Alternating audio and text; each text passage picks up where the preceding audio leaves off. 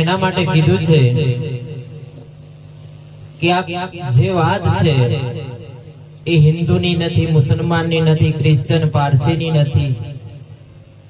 જેને આપણે સત્ય કહીએ છીએ, આ જગતનું હેન્ડલિંગ કરનાર વ્યક્તિ કોણ છે, આ વિશ્વનો દાતા કોણ છે, આખા વિશ્વને નચાડે છે કોણ છે, જીવડાવે છે કોણ છે, આખા જગતનો માલિક કોણ છે? તો સંત વાણીની અંદર એવું કહે કે હિન્દુ નથી, મુસલમાન નથી, ક્રિશ્ચન નથી, પારસી નથી.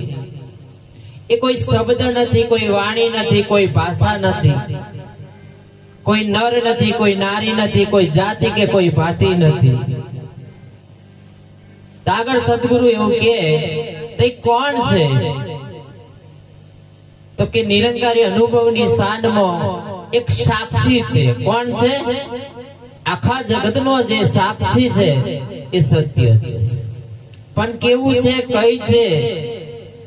એ કોઈનું નથી, નથી હિન્દુનું, નથી મુસલમાનનું, નથી ક્રિશ્ચનનું કે નથી પારસીનું, નથી નારીનું કે નથી નરનું. એ સત્ય સર્વત્ર છે, બધા માટે છે.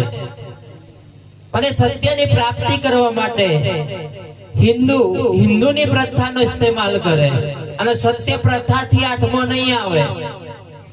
સત્યને પકડવું હોય, સત્યને જાણવું હોય તો ફક્ત એક જ સાધન, જેને કીધું બડે ભાગ્ય મનુષ્ય તન પાયા. આપણને જે શરીર મળ્યું એ જ શરીર દ્વારા તમે સત્યની પ્રાપ્તિ કરી શકો. પણ ખાલી શરીર મળી જાય ને તોય સત્ય મળે નહીં. એના માટે સમજણ અર્થે નિવૃત્તિ, સમજણની જરૂર પડે. તો સમજણ આપે કોણ? તો સાચા જો સદગુરુ મળે, પૂરા જો સદગુરુ મળે તો આપણને સત્યની સમજણ આપે અને એનો અનુભવ કરાવે. જ્ઞાન એ અનુભવનો વિષય છે, સત્ય એ અનુભવનો વિષય છે. અનુભવ વગરનું બધું ફોક, અનુભવ વગરનું ફોક. કોકનું કીધેલું એ સત્ય નોય, કોઈએ બતાવેલું સત્ય નોય. જ્યાં સુધી આપણે પોતે અનુભવ ના કરીએ, સદગુરુ આપણને અનુભવ ના કરાવે, ત્યાં સુધી સત્યનો અહેસાસ કોઈ દિવસ થતો નથી. અને એ સત્યના અહેસાસ માટે આજનો જે કાર્યક્રમ છે, આજનો જે પ્રોગ્રામ છે, એ સત્યનો અનુભવ કરવાનો કે આપણે અસત માર્ગના દ્વારા અને અસત માર્ગ ના રસ્તે આપણે જે ચડી ગયા છે એ રસ્તો બંધ કરાય. એ રસ્તેથી વાળીને લાવે કોણ? તો કે સદગુરુ લાવે. સદગુરુ વગર કોઈ લાવી શકે નહીં. એટલે ગુરુબિન જ્ઞાન ના ઉપજે, ગુરુબિન મીટે ના ભેદ, ગુરુબિન સંશય ના ટળે, ભલે વાંચો પુરાણી. અને એટલે સંતો અને શાસ્ત્રો, પુરાણો, વેદો, ઉપનિષદો ની અંદર સદગુરુનો મહિમા મોટો કીધો છે.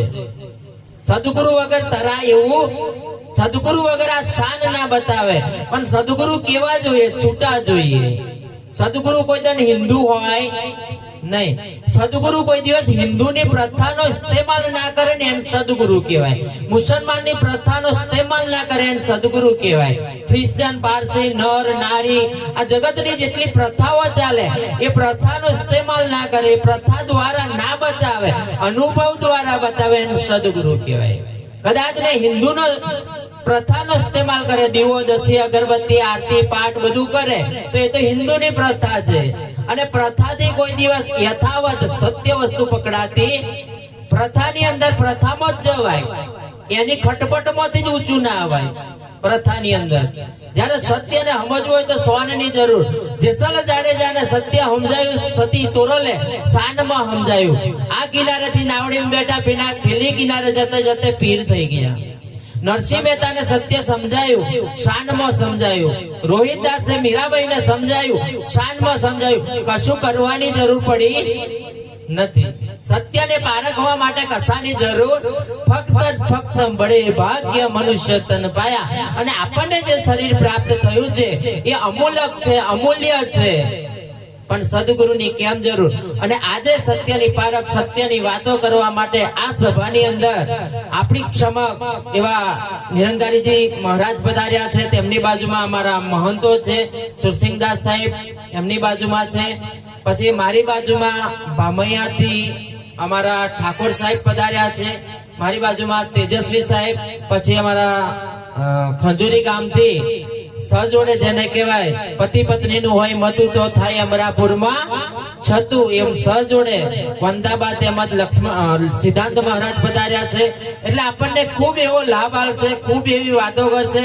આપણું જે મન છે, સંત આગળ કીધું કે સમજણ અર્થે નિવૃત્તિ.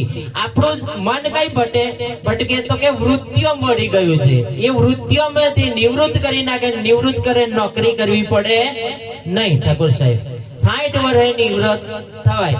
કોઈ પણ ગવર્મેન્ટ કર્મચારી હોય 60 વર્ષ સુધી લઠ્ઠા મારવાના આવે. 60 વર્ષ થઈ જાય એટલે સરકાર એને રિટાયરમેન્ટ કરે. રિટાયરમેન્ટ કરે એટલે નિવૃત્તિ મળે. નિવૃત્તિ મળે પછી એને નોકરી જવું પડતું, એ લઠ્ઠા મારવાના આવતા નથી. અને નિવૃત્તિ મળ્યા પછી એવો બેઠે બેઠે પગાર ખાય. જેવી પહેલી તારીખ થાય બેંક માં જઈને પૈસા ઉપાડવાનું એકલો આવે. નિવૃત્ત થયા હોય તો. અને નિવૃત્ત નથી થયા તો સમજવાનું કે અમની નોકરીઓ હજુ ચાલુ છે, લઠ્ઠા મારવાનું હજુ ચાલુ છે. નોકરી કરવી હોય ને તો ઉપર બોસ હોય, જે નોકરી કરે એની ઉપર માથા પર કોઈક બોસ હોય અને બોસ ના ઈશારે ચાલવું પડે. ટાઈમે નોકરી જવું પડે, હે ને? બોસ કેમ કરવું પડે. પણ નોકરીથી રિટાયર થઈ જાય એન માથે કોઈ દિવસ બોસ હોતો નથી.